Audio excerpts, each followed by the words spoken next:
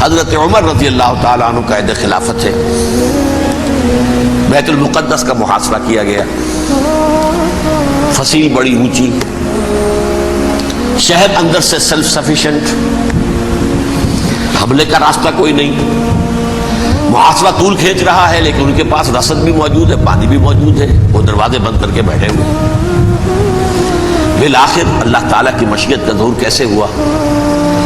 ان کے کچھ علماء آئے فصیل پر، کہا دیکھو مسلمانوں، تم قیامت تک بھی یہاں پڑے رہو گے محاصرہ کر کے ہمارا، یہ شہر فتح نہیں ہوگا۔ ہاں، ایک درویش بادشاہ کے ہاتھوں یہ شہر فتح ہونا ہے، لیکن تمہارے اندر ہمیں وہ نظر نہیں آ رہا۔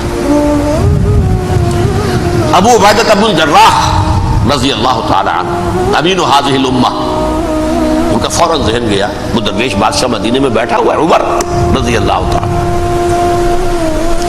اب ایک اور عمر بھی ہے جو قندھار میں بیٹھا ہے، نقشہ وہی ہے، سادگی کی حد تک نقشہ وہی ہے، بالکل وہی، اپنی آنکھوں سے دیکھا ہے، وہی سادگی۔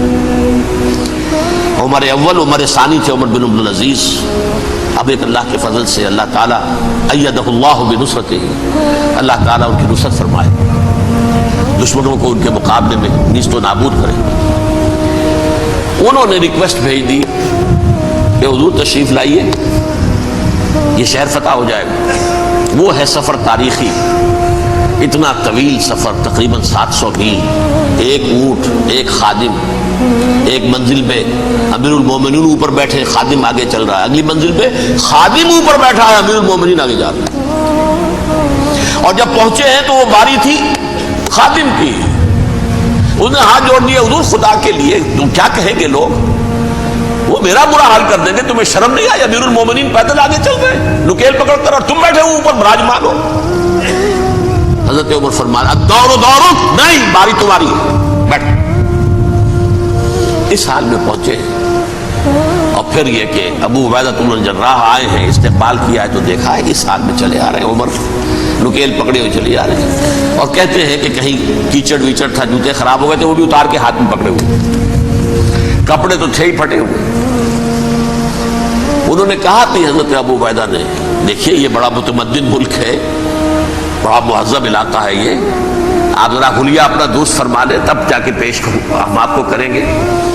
آپ نے فرمایا نحن قوم اعزنا اللہ بالاسلام، ہم وہ قوم ہیں جنہیں اللہ نے عزت دی ہے اسلام کے ذریعے سے، کپڑوں کے ذریعے سے نہیں، دولت کے ذریعے سے نہیں۔ اسی حال میں گئے ہیں، اوپر سے انہوں نے کھڑے ہو کر نشانیاں دیکھی ہیں، اپنی کتابیں کھولی، ہاں یہ وہی ہے، اچھا لو جی سرنڈر، شہر تمہارے ہاتھ میں۔ خون کا ایک قطرہ نہیں بہا اور بیت المقدس فتح ہو گیا۔ لیکن اس وقت حضرت عمر نے ایک نرمی یہ کی کہ یہودیوں کے لیے بھی اسے اوپن سٹی قرار دے دیا۔ یہ احسان عظیم حضرت عمر کا، اس سے پہلے یہودی آ ہی نہیں سکتا تھا، داخل ہی نہیں ہو سکتا تھا، وہاں وہ آ کر وزٹ نہیں کر سکتا تھا، زیارت نہیں کر سکتا تھا اپنے مقدس مقامات کی۔ حضرت عمر نے یوں سمجھیے کہ تقریباً 550 برس کے بعد ان کے لیے راستہ کھولا ہے کہ ہاں تم آ سکتے ہو، زیارت کر سکتے ہو۔ لیکن یہ عیسائیوں نے لکھوایا معاہدے کے اندر، انہیں یہاں آپ آباد ہونے کی اجازت نہیں دیں گے، لیکن کم وزٹ دی پلیسز، دیکھیں زیارتیں کریں اور جائیں۔ یہ معاہدہ حضرت عمر کا ہے رضی اللہ تعالیٰ عنہ، جو پھر خلافت راشدہ کے بعد بنو امیہ نے بھی اس کو آنر کیا، بنو عباس نے کیا۔ پھر جو ہمارے یہ ترکوں میں اندر خلافت آئی تو ترک خلفاء نے بھی اس معاہدے کی پوری پابندی کی۔ فلسطین میں آ سکتے ہیں یہودی صرف زائرین کی حیثیت سے، وہاں آباد نہیں ہو سکتے۔ اب اگلا دور آیا حضرت عثمان کا دور خلافت۔ یہ ہے وہ وقت کہ اب یہود نے امت مسلمہ کی پیٹھ میں چھڑا کھولا۔ وہ کیسے؟ ایک یہودی عبداللہ ابن سبا اسلام کا لبادہ اوڑھ کر آ گیا، معاشرے کا جائزہ لے لیا، ان میں بنو ہاشم اور بنو امیہ میں جو پرانی کشاکش تھی اس کے کچھ نہ کچھ جراثیم باقی ہیں، اگر ان کو ذرا بھڑکا دے تو مسلمانوں میں انتشار پیدا ہو جائے۔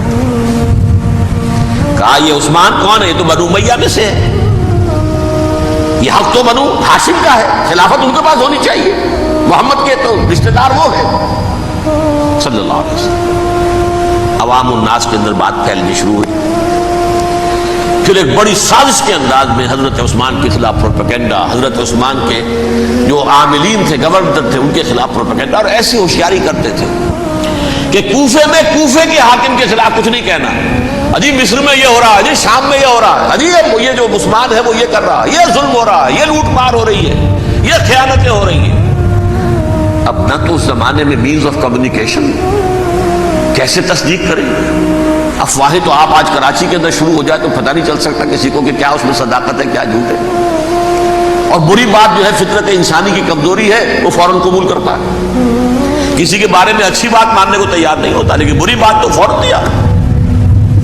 بہرحال یہ فتنہ انہوں نے اٹھایا، حضرت علی کی الوہیت کا فتنہ اٹھایا، حضرت عثمان کے خلاف الفتنۃ الکبریٰ برپا کیا، حضرت عثمان شہید ہوئے۔ اس کے بعد 5 برس تک مسلمان ایک دوسرے کی گردنیں کاٹتے رہے، باہمی خانہ جنگی ہوئی، امت کو وہ زخم لگایا ہے جو آج تک جس سے خون رس رہا ہے۔ یہ شیعان عثمان اور شیعان علی تھے جو بعد میں پھر سنی اور شیعہ ہو اور آج تک۔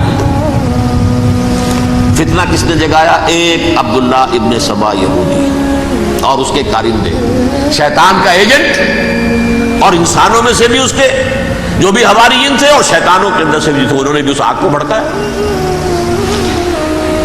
یہ آپ سوچ لیجئے کہ یہ کس نے وہ زخم لگایا؟ یہودی۔ اگلا دور آیا، خلافت راشدہ ختم ہوئی، بنو امیہ کا بھی دور کافی گزر گیا۔ طارق ابن زیاد 712 عیسوی میں حملہ کرتے ہیں اسپین پر۔ اسپین اس وقت عیسائیت کا بہت بڑا گڑھ، بڑے کٹر ترین عیسائی جو ہے وہ اسپین میں تھے، لہذا یہودیوں کی وہاں بہت پٹائی ہوتی تھی، میں بتا چکا ہوں، دشمنی تھی چلی آ رہی تھی عیسائیوں کے ہاتھوں یہودیوں کی۔ وہ تو سن 300 عیسوی سے ایمپرر کانسٹنٹائن کے بعد سے شروع ہو گئی تھی۔ اس حوالے سے یہودیوں نے اس وقت چالاکی یہ برتی، کچھ راستے واسطے بتائے، کچھ مدد کی طارق ابن زیاد کی۔ طارق ابن زیاد نے انہیں اپنا محسن سمجھا، ہسپانیہ فتح ہو گیا تو یہودی چونکہ محسنین کی فہرست میں آ چکے تھے، انہیں بہت اقتدار نصیب ہوا، بڑی سپورٹ مسلمانوں نے دی۔ ان کے بڑے بڑے علماء جو اسی دور کے اندر پیدا ہوئے، بڑے بڑے تھنکرز ان کے اسی دور میں پیدا ہوئے۔ بن گوریون جو کہ ایک وزیر اعظم تھا اسرائیل کا، اس نے یہ لکھا اپنی کتاب میں، Muslim Spain was the golden era of our diaspora. وہ ڈائسپورا جو 70 عیسوی سے شروع ہوا تھا اور 1917 عیسوی تک جاری رہا ہے، اس میں سے گولڈن ایرا ہمارا جو تھا وہ مسلم اسپین تھا۔ ہسپانیہ میں بیٹھ کر ہم نے عیش کیے، لیکن وہاں سے انہوں نے اور جو کچھ کیا، یہ تو داستان کے تو بہت سے گوشے ہیں، لیکن میں جس اسٹریٹ لائن میں چل رہا ہوں اس کے اعتبار سے ایک بات سمجھ لیجیے، وہاں بیٹھ کر انہوں نے اب عیسائیت کی پیٹھ میں چھرا گھونپا، پروٹیسٹنٹ مذہب پیدا کیا، تقسیم کر دیا، جیسے شیعہ سنی کی تقسیم، عبداللہ ابن سبا، رومن کیتھولک اور پروٹیسٹنٹ کی تقسیم، یہودی علماء۔ ہوتا کیا تھا؟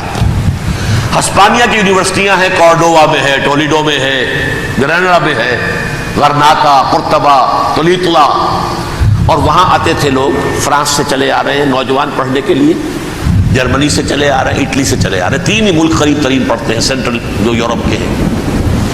یہاں پر جو ہے وہ اسلام جو نور پھیلا رہا تھا اس سے بھی مستفیض ہوئے، جہالت کے جو ہے پردے ان کے وہ چھٹے، اس کے ساتھ ہی وہ یہودی وہاں ان کے اندر جو جراثیم داخل کر رہے تھے وہ اس عیسائیت کے خلاف بغاوت تھی جو اس وقت دنیا میں